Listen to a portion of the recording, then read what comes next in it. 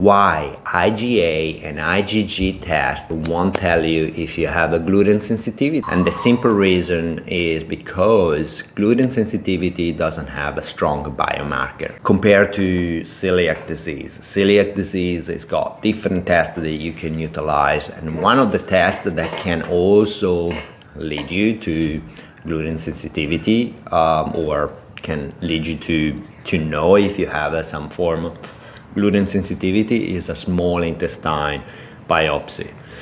The small intestine biopsy, they're looking at the condition of the villi, which are these tentacle-looking things that are covering microvilli, which are inside of the small intestine, and they meant to increase the surface of the small intestine, because the villi absorb nutrients. So if the microvilli are flattened or are completely destroyed or partially destroyed, that's where the 1 to 4 scale comes in for, that you may be heard of, is that they give basically a ratio of how much damage has been done, which that doesn't mean that if you have scale 1 or phase 1 or whatever you want to call it, you don't have a side effect.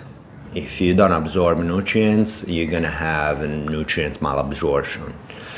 The other way to check if you have a gluten sensitivity, that is the most reliable one, is abstaining for 3 months from gluten consumption, because it's been well documented that gluten symptoms are still present after 6 months. So in the net, you will see that they suggested to abstain from gluten for 3 weeks, but that's not really enough to clear up the gluten from the system and to start rebuild those villi, because also fatigue is one of the symptoms. And the reason why is fatigue one of the symptom, because if you can't absorb nutrients, you can't generate energy, and so forth.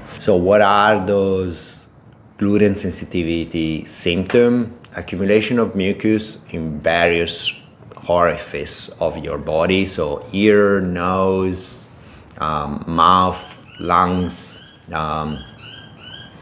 loose stool, gas and bloating, and obviously low energy because of the lack of nutrient absorption. Why that's relevant to back pain or your musculoskeletal health is because if there is an inflammation of your guts or small intestine, that will impact the function of the muscles surrounding that area, which is commonly called the core.